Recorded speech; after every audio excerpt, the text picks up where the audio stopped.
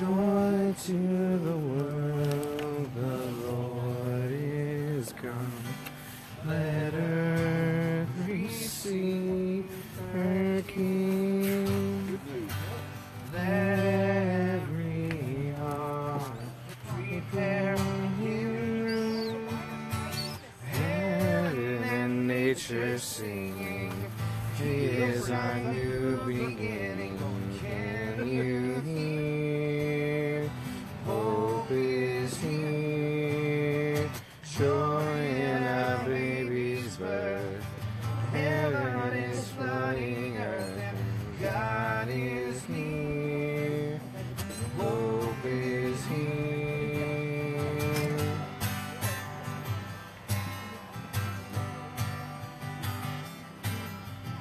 Joy to the world, the Savior reigns.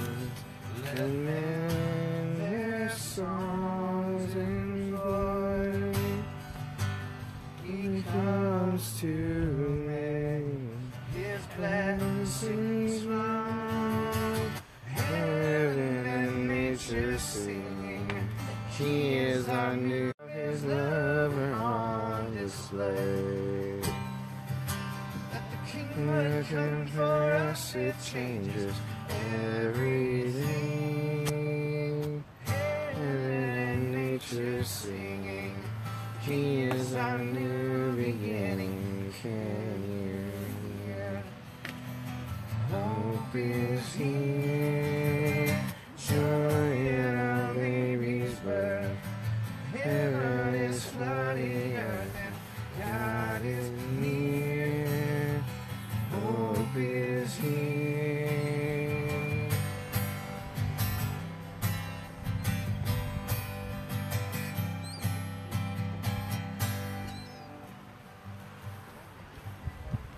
Well, thank you for sitting down. We love.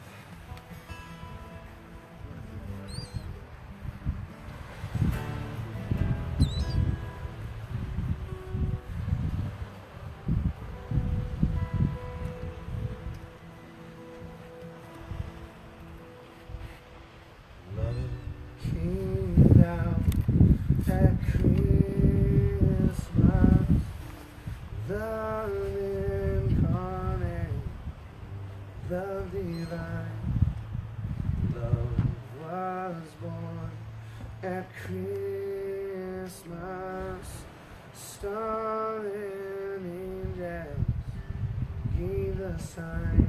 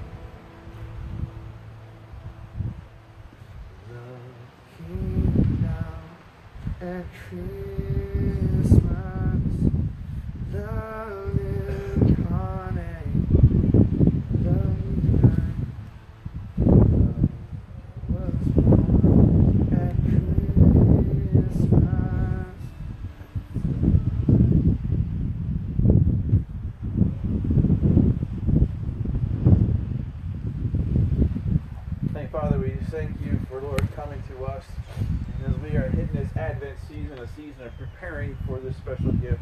Lord, would you pray for your Spirit to come and prepare our hearts and minds to be renewed and fresh in this great gift of your Son, Jesus.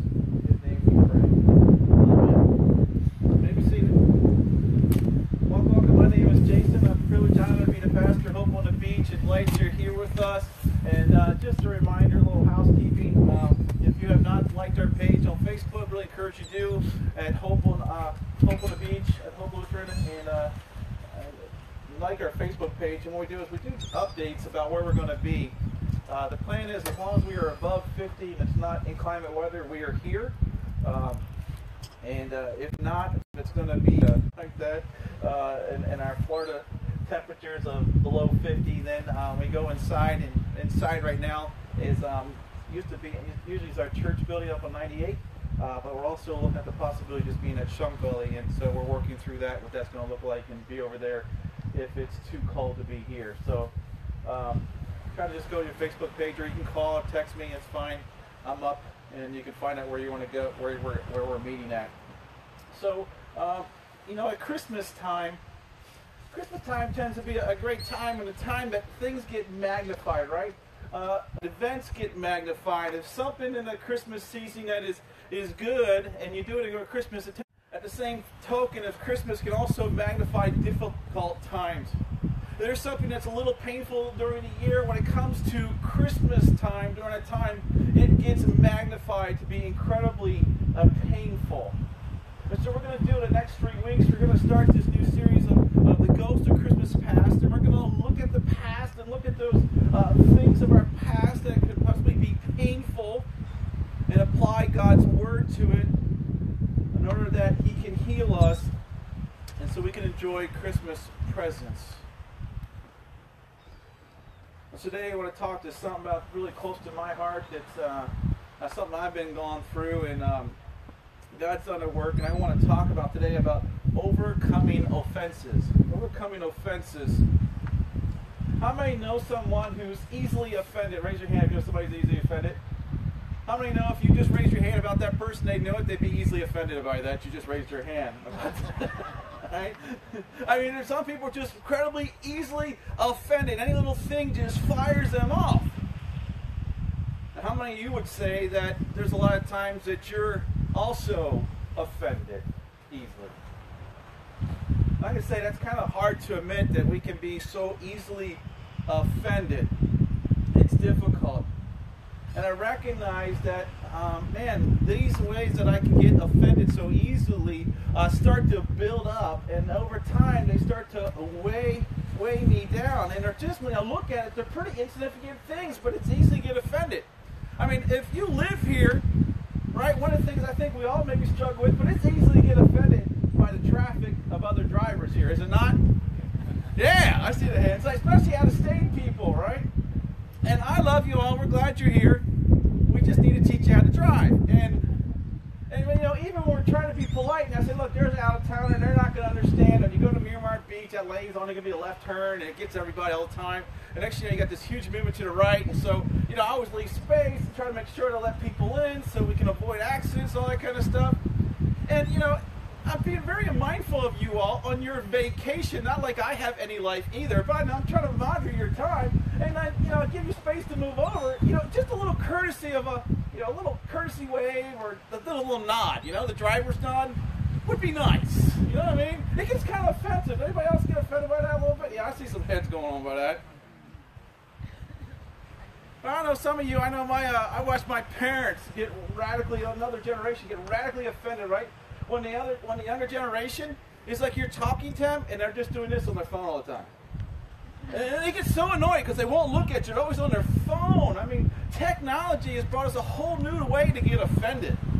Because like if you're my friend and you don't like something, or whatever, you decide like you're on my Facebook or Snapchat, and you say, look, I'm not going to be your friend, and then you go through and unlike everything, that's pretty offensive, isn't it? Or I love like when you text somebody, and then they don't respond, but they forget that technology's kind of advanced, so when you text them, they actually can see that you read it. And you get kind of offended, don't you? And then if you got an iPhone, it's even worse, because like the bubble will come up. Oh, they're starting to type! They're going to do it. And then they don't answer. And it's like, what happened to Mr. Quick here? It could get rather offensive. The holidays come, you know how it is. There's always that person who's late, who never brings anything to the family dinner.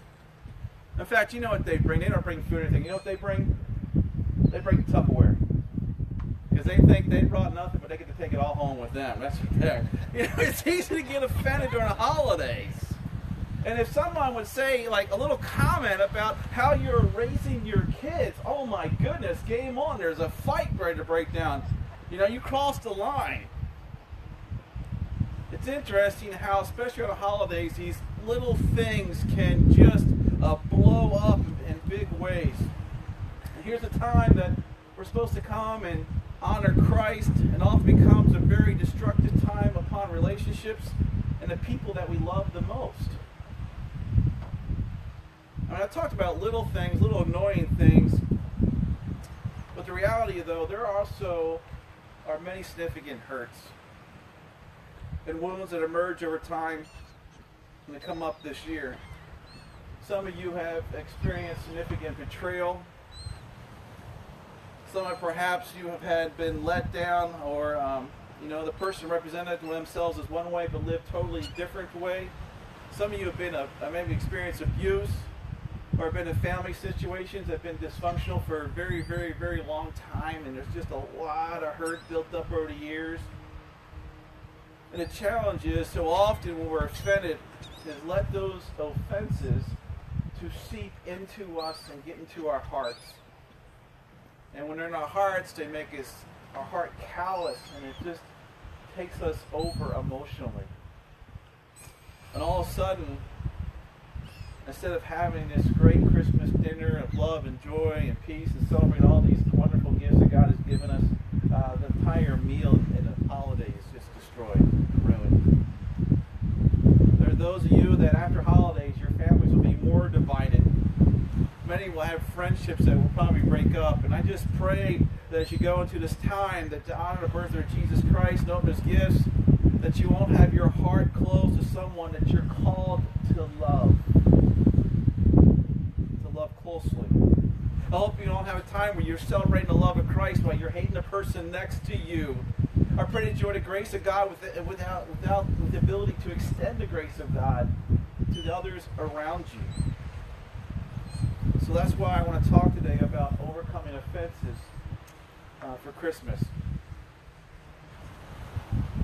One of the reasons I'm really excited about this, because I really see that God is really doing some things for me in this, and I really want to pass that on to help us just kind of get re-healed from our past to really enjoy Christmas presents here. And one of the things that I've kind of learned is kind of this mantra that's in your notes that I say over and over again now is like, I'm going to say to myself, and I'll say, look, Jason, life is too short, your calling's too great to live offended.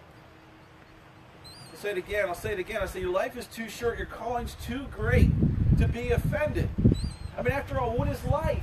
I mean, life is just a mist. It's here now and then it's gone tomorrow. Life passes so fast. I mean, we just had Thanksgiving, and before that, I got to meet my daughter, and we got to see her grandson who's going to be one, and I'm like, oh my goodness, I can't believe you're one. And then she says we're going to have, we're going to have another grandchild. I'm like, wait a minute, I'm just trying to catch up to this one. And weren't you just home a little while ago? And weren't you just in high school? I mean, how did it go by so fast? How did we get here? Life goes by so fast. Life is too short. And we also have a calling that is great.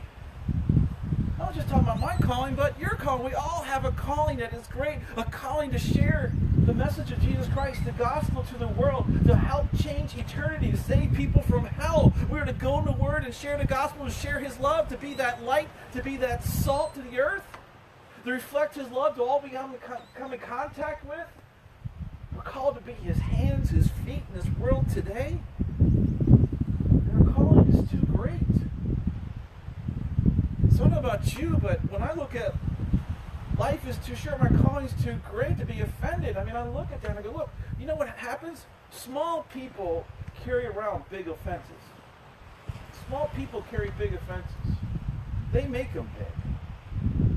And I want to refuse to be that small person. So we're going to learn today to let it go. Let it go. Why? Because life's too short. Your calling's too great to have this weight, to have this hurt hanging on that is veering you away from your calling, that is robbing you of what God's purpose and joy and gifts are for your life. So why don't you say that with me? Did you want to say that? Say that out. My life is what? My calling is too great to live offended. Let's do it one more time all together. My Life is too short. My calling is too great to live offended. I want us to focus on this next verse. It's our memory verse, and it really sets the tone, the foundation for the message. It's from Proverbs 19:11, and we can read that together.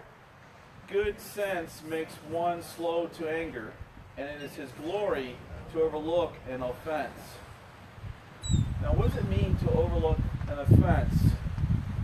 We need to recognize that overlooking an offense is not the same as pretending like this never happened. It didn't happen. When we overlook something, we are acknowledging that this really did happen to us. It's not ignoring the reality, it's actually embracing that reality, but at the same time as that reality is saying this happened, we are making a very intentional, conscious decision to say that we are going to overlook this offense. Then we're not allowed this offense to bias. In other words, we are going to take on this take on a form of forgiveness. So in that moment, we're being offended, we're going to make a decision, instead of being angry, but to forgive. To make a choice. To choose in that moment to guard my heart, but to love. In fact, that word overlook, it comes from actually two Hebrew words that if we put the English together, it would be better to say pass over. What a beautiful picture. The Lord passes over us, right? He passed over our sin and delivers us through the blood of Jesus. And he's saying, look, I want you too to pass over these sins, to make an intentional decision to forgive. And so you're not going to let this offense take away, this meaningless offense, take away your calling and your character of Christ. It says it's a person's glory to rise above, to overlook, to pass over that offense. In fact, the quote from Rene Descartes says this: whenever anyone has offended me, I try to raise my soul so high that the offense cannot reach it. Whenever anyone offends me, I try to raise my soul, visually, raise my soul so high the offense cannot reach it. Why? Because life is too short. Our calling is too great to let some small offense distract me from soaring and being with God. Being with God is just too big. Being what God does and what God wants to do in my life is too big to miss out, to allow this one offense to take me off that road. So what I want to do is to take that as our foundation and help us apply it to how we deal with offenses. Offenses come basically in two sizes. Offenses come small and big. Really, I mean, let's be honest, some of us have some very deep wounds that follow us around from years and years and even through generations.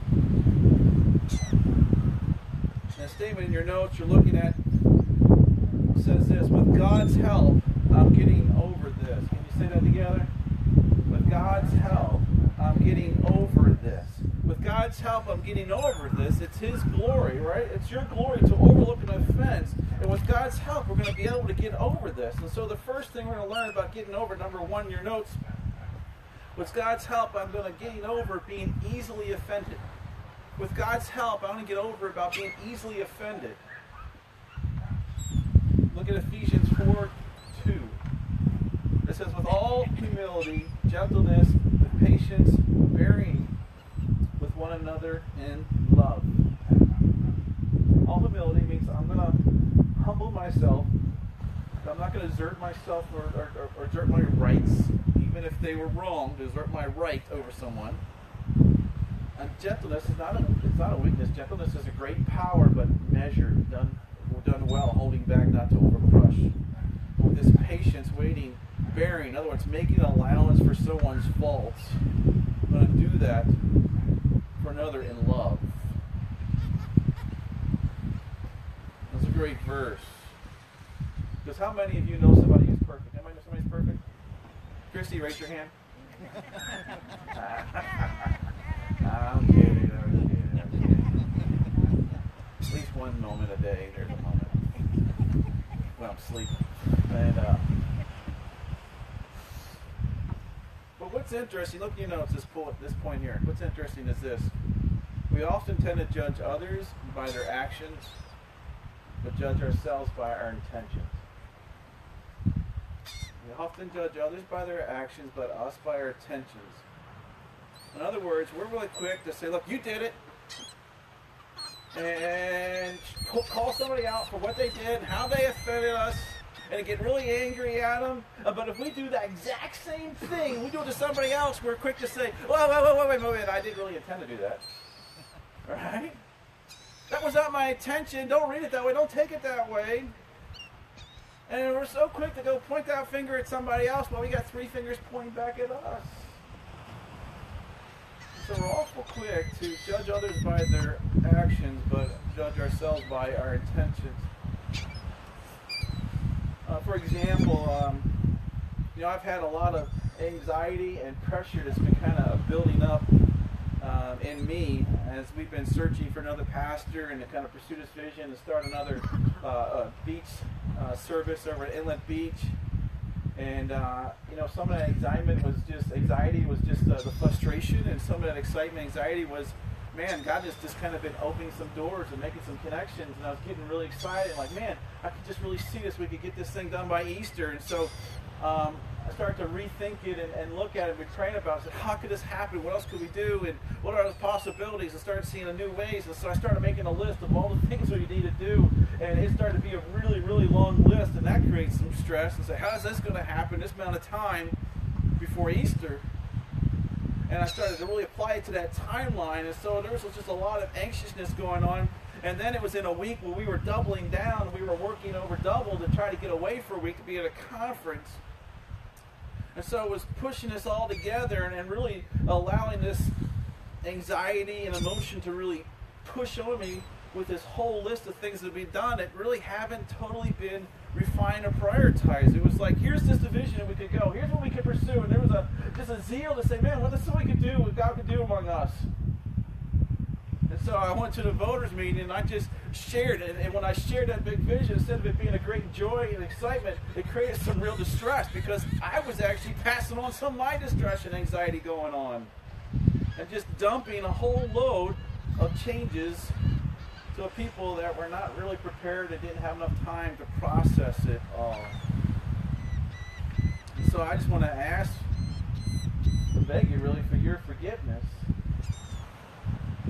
Give me the benefit of the doubt here to understand what's going on. It wasn't my intention. That wasn't my intention. And my heart was just this, man, I love the Lord and I love people, but I know God has put such a burden on my heart for those who don't know Jesus who are going to go to hell. And I literally will lose sleep thinking about, Lord, where's the church? Not just our church, but the church as a whole. And following you and being carrying out the mission. We got churches closing and dying and barely hanging on, and that bothers me. We got a God who's so great, so good and gracious, who loves all people. He came to save the world, not just some, not just us. And that burns in me because I've been the outsider. If God wasn't pursuing me and pursuing me through other people, I don't know where I'd be today. So I allowed that excitement and possibilities to just run things. So I'm like, can you give me the benefit of the doubt? Can you love me through it all? So I know it's easy. It's not real easy to do that. We can say it, but it's hard to do that. It's hard to get past that moment, because sometimes we get stuck in that moment because we're so quick to keep saying, but you did this, but you did that, and you keep going on what happened on the actions, and we don't stop to understand and look at the intentions. We need to recognize that when someone has a bad day, when someone has a bad response, when someone is uncaring, unkind, unfriendly, short, inattentive, lacking empathy, or gives you really a bad response, it's not all about you. When someone does not respond accordingly, doesn't wave when you give them a little traffic, doesn't say thank you when you let them butt line at Walmart and they have over 20 items in the 20-aisle lane, when you let them go, when you do a favor, or they give a snarky remark to you, or they offend you, they're not trying to ruin your whole day. It's not all about you. Many times, it's about what's going on with them. See, whenever someone is short with me, that's going to be rude to me, or does something and the response is not right, I need to start asking this question. I'm wondering what's going on in their life. I'm wondering what they're going through, what they're hurting about. When someone's a little rude, is judgmental to you, you got to sit there instead of responding and reacting. We got to sit there and go, what has Christ done? Christ said no. He put on compassion for others. And he started to wonder, how can I minister to them? How can I pray for them? How can I care for them? How can I love them? And so Christ is calling, our calling is too great to just be reactionary, but to sit there and say, how do I put on the character of Christ, the Spirit of Christ, the Spirit of love that He's given me for others? So I'm not so easily offended, but I respond in compassion, because what somebody does is not all about me.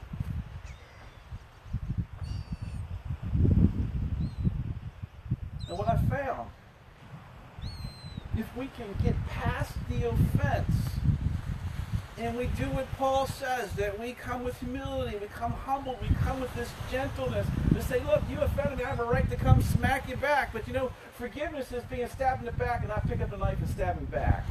Love that quote. And not looking to jab back, but we come with patience and love. We often find out what the real intentions was behind the action. And here's the good news. You can save yourself from a lot of hurt. A lot of hurt and wasting time building a case against someone and trying to get others on your side. And you can discover love. My life's too short. My calling's too great to allow little offenses to sidetrack me, to weigh me down. With God's help, I'm going to have an allowance. I'm going to have a love and compassion for those who offend me. I'm going to overcome those easy offenses. So small things don't slow me down, ruin the day. Second thought. If you're taking notes, with God's help, I'm getting over the big offenses. I want to spend a little time here being gentle here, because I know there are those of you that have very significant wounds right now. I know that for a lot of you, especially going to Christmas, it stirs up the betrayals, maybe hurts, maybe abuse, and the lies you've experienced, endured in your life. I know that this is a very, very real thing for you, that you have to go back at Christmas and you got to confront it, and you got to put yourself in that environment, and it feels very vulnerable. And the hurt tends to rise up. But you have to realize, when you've been hurt, we have a choice. We can essentially do one of a couple extremes. We can do one extreme, is that we can rehearse what happened. And we can take what happened and we can rehearse it over and over again. And then when we rehearse it over and over again, all we are doing is feeding that bitterness and feeding that anger. And we're doing is just putting that anger and that bitterness and driving it deeper and deeper in our heart, and driving it deeper and deeper wedge, and making our heart with more and more calluses and just loving that other. So if you look in your notes, that little bullet, we can rehearse it. Or with God's help, we can start to release it. We can release it. We can rehearse it with God's help. We can release it. We can pass over, overcome it to it's our glory to overlook an offense. The process of forgiveness, we got to realize, takes time and give time. I totally understand that. But if we see God and we continue to press into God and His presence, into His Word, and in prayer, and we seek to do the right thing, what the Holy Spirit can do is come heal our hearts. Colossians 3:13 says, bearing, again, allows for one's fault with one another, and if one has to complain against another, what are we to do? Forgive each other. How? As the Lord has forgiven you. Then there's this command, so then you must also forgive. The Lord forgave me, so I'm called to forgive others. How? How do I forgive somebody that seems to have done the unforgivable? How do I forgive something that was wrong, that was brutal, that was horrific? Not only do how I forgive someone that hurts me, but how do I forgive someone who hurts maybe my children or my wife, which makes it even worse and even harder? How do we forgive? We forgive as we've been forgiven. How do we do it? We forgive as we've been forgiven. I don't know about you, but I can't speak for anybody else, but I can speak for myself. And if I look back at my life, in my history of my life, of my recklessness, my rebellion, my intentional denial and push away from God, not just once but repetitively, not just doing different sins, but the same sin, and looking for forgiveness over and over and over again, and looking at the people I hurt through the things I blatantly did against God and sinning. I said, man, I'm just aware of what I'm aware of. I realize I've been forgiven a lot.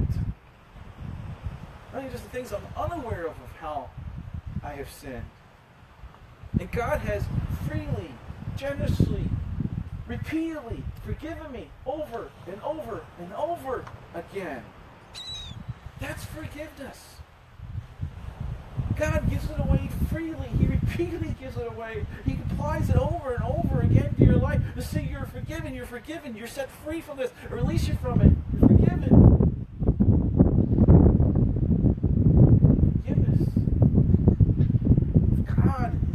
There, but forgiveness as we work with others, I understand it's a process. It's something we can say, but for us to totally have a healing in our hearts, it takes time.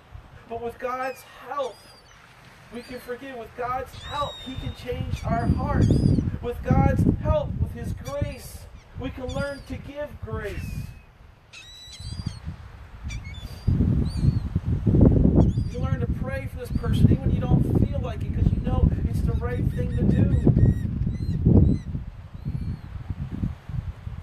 I know maybe this will help some of you and give you an illustration too for others of how strong forgiveness is. There's many in marriages that have faced really betrayal and faced all the betrayal and adultery. And Christians, in kind of that being offense, and you know, we've been really hurt. It is a drastic pain. I've never experienced a pain. I've never experienced this, but I know it's a deep, deep pain. And we can look at God's Word, and God's Word clearly does say, look, if there's been adultery, then it is grounds for divorce. That is true.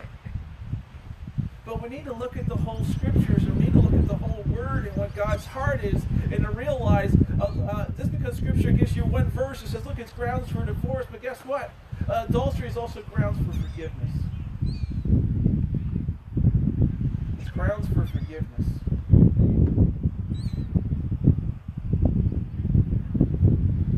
See, you've been forgiven for a lot too. You've been given for your adultery to God. And God says, I've given you grace. Give grace to others. Even the ones that hurt. He says, you has hurt me, I've forgiven you. You who have been hurt, forgive others. How do we forgive something that's so unforgivable?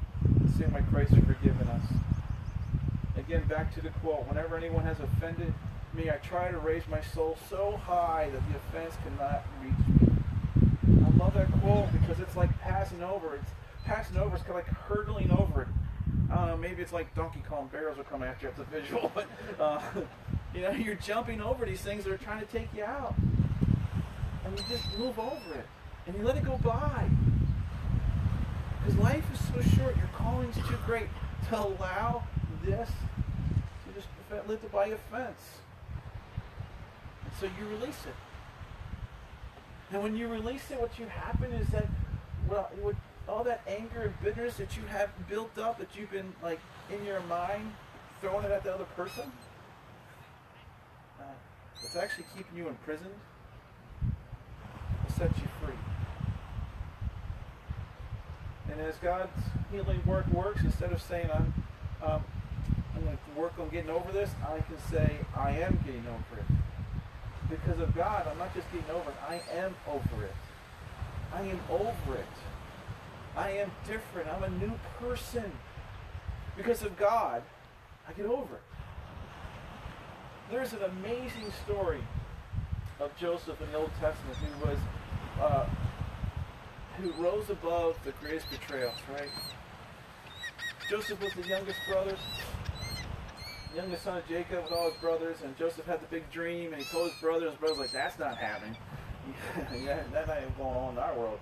And so they took him, they wanted to go kill him. Instead of killing him, they did a lesser thing. They sold him into slavery. And they sold him away to slavery, and then he went to Potiphar's house and he was serving there. And Joseph was a handsome guy, and his wife came unto him, and Joseph did the righteous thing and refused anything. But Potiphar's wife then turned on him and got him and lied, and then he got accused and got thrown into prison. So betrayal after betrayal. I mean, this guy could have been bitter. This guy could have been incredibly angry. He could have been playing these things over and over again, one tragedy after another. But as he's in prison, he has this gift that God's given him, interpreting dreams. And he interprets dreams to his cupbearer. And next you know, he's interpreting his dreams for Pharaoh. And he talks about there's going to be 7 years of great, and there's going to be 7 years of famine. We need to prepare for the famine. And he prepares for the famine. And he stockpiles up. And so now there's this great famine in the land. But the nation of Egypt is doing well because of Joseph and this interpreted dream, preparing him for it. And so years go by, and what happens is Joseph's brothers need food. And so they come to Egypt to get some food, to get some bread, to buy some so they can eat. And as they're coming in, there they meet with Joseph, and Joseph sees them. And when he recognizes his brothers who betrayed him, the ones who left him for dead and then decided to sell him into slavery, Joseph could have done right there what many of us have done. If that person comes into our life, that whole memory starts coming back up. He could have rehearsed it, and he could have said, that's it, I'm in charge now, and guess what? You're going to die. He could have played that out. He had all authority to do that. Instead, what does Joseph do? Joseph is moved by an incredible amount of emotion. He starts to break down and cry. Because he didn't rehearse and say, look, one day I'm going to get him. One day they're going to come back crawling there, and I'm going to really go after him. No, he released it. He released it. And so when one day came back, he's broke down in emotion, and he reveals himself to his brother. His brother says, oh no, he's going to kill us. And he goes, no, you don't understand. You don't understand. God used this. In your notes to the one verse out of the story, Genesis 50:20, Joseph says, you intended to harm me, but God intended all for good. He brought me to this position so I could save the lives of many people. What you meant for evil, God used for good. And he brought me here. God turned it into good. God turned it into something good for not just for me, for all these people, and turned it into good even for you. And so when Joseph decided through God's help, Joseph was able to overlook it. And he was over it. Joseph is saying, look, this thing that happened is beneath me because this is part of God's will. God was using this for something greater, something great work that would never have happened If these offenses didn't happen, have you ever thought about that? Actually, an offense could be a part of God's will to move you and shape you and grow you in your character to do what He wants you to do in the place that you are.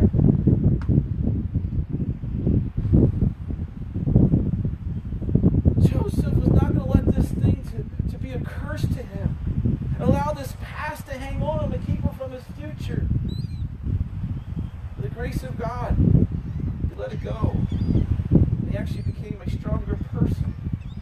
See, our hurts in the past, they conform us into the image of Christ. Christ came and He suffered. It was a suffering. It's in that suffering that was this great character that was manifested, that was shown to the world. That's how we grow up. Through those challenges.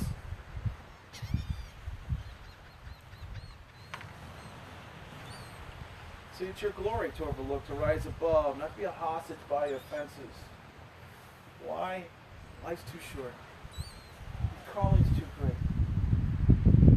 You are gifted by God. You are called by Him. You are in this time in history. Why? Because this is the best time in history for you to serve Him. This is the best time that you can glorify Him and do His will. So don't let offenses to weigh you down, to imprison you, to distract you, to take you away from the greatest calling He's given you. Because life is way too short. The calling is way too great. It's too wonderful, and it's going to bless you and many other people. I'll close this thought. When we forgive, it doesn't just change what happened in the past. It doesn't change what happened in the past. What happened really happened. But it does change what God can do in the future. It does change what God can do in the future, and it's your glory. So that's the hope that we have. Amen. Let's pray.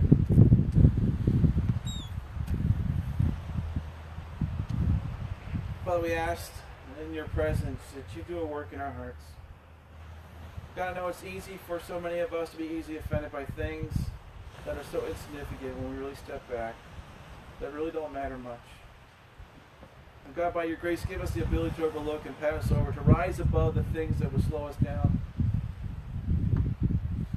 God, for those who are significantly hurt today, we ask that you just give us power to forgive as we've been forgiven. As we're reflecting today in this prayer, I want to take a moment and just talk to those in different places.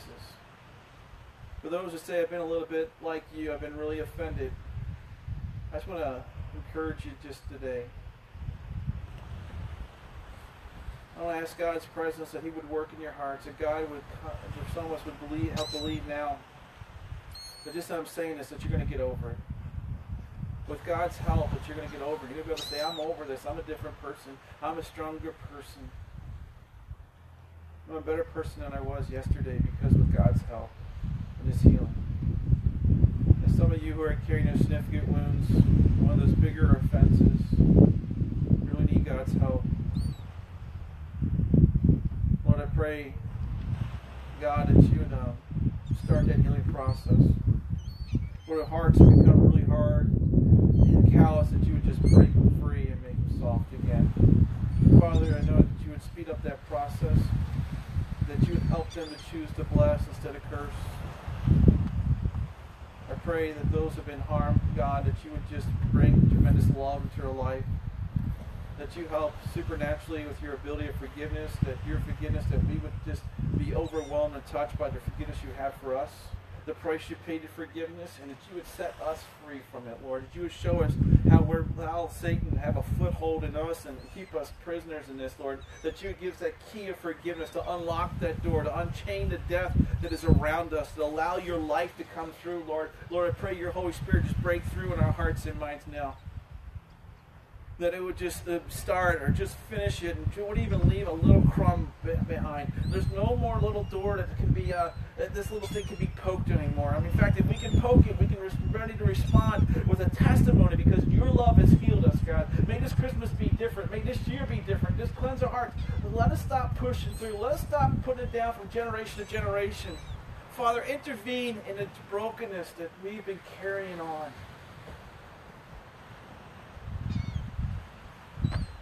Bring the healing now. For your child came to the world who brings peace. And peace is the one who's a wonderful counselor who brings the peace of the Lord, who brings these things that are against and broken and brings together in love and brings unity again. Restore us, Lord. Restore us. In Jesus' name we pray.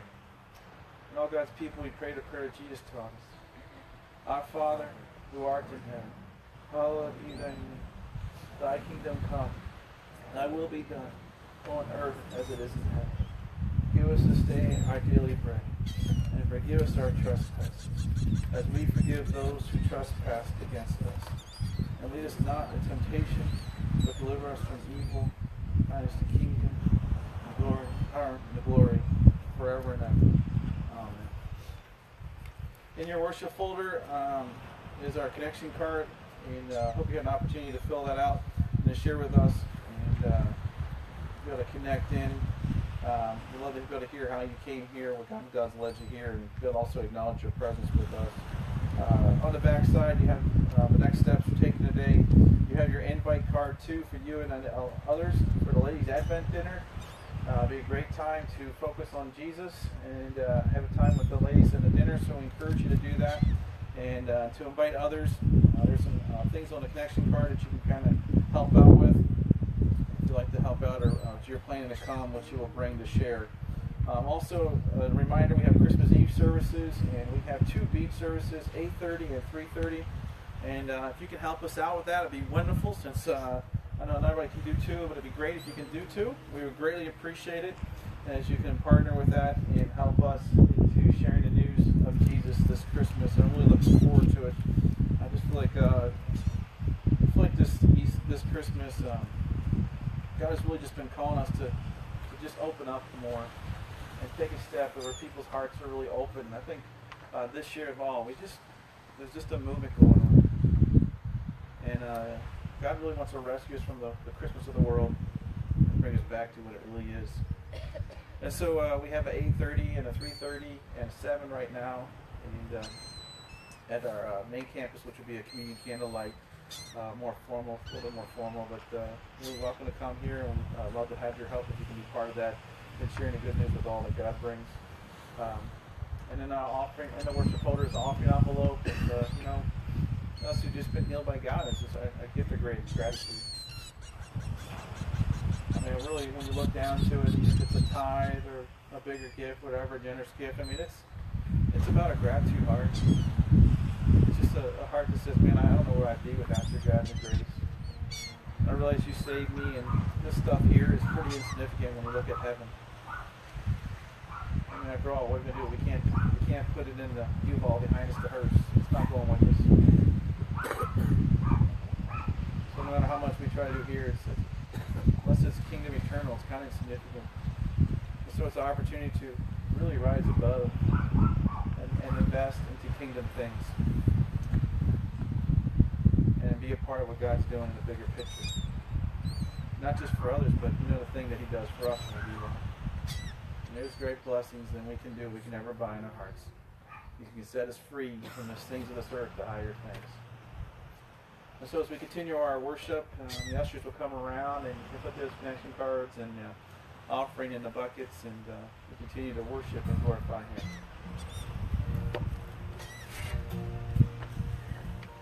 Shake the rise as we wait upon the Lord. Wait upon the Lord. Wait upon the Lord. Shake the rise as we wait upon the Lord. We will wait upon the Lord. We will wait upon the Lord. Shake the rise as we wait upon the Lord. We will wait upon the Lord. We will wait upon our God. You reign forever. Our hope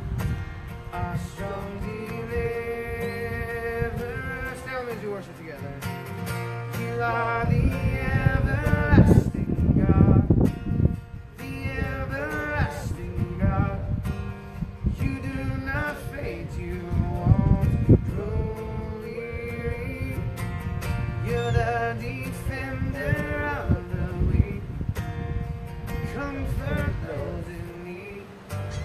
You lift us up on wings like eagles.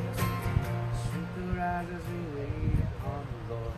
Wait upon the Lord. We will wait upon the Lord. Strength to rise as we wait upon the Lord. We will wait upon the Lord. Wait upon the Lord. Strength to rise. Wait upon the Lord.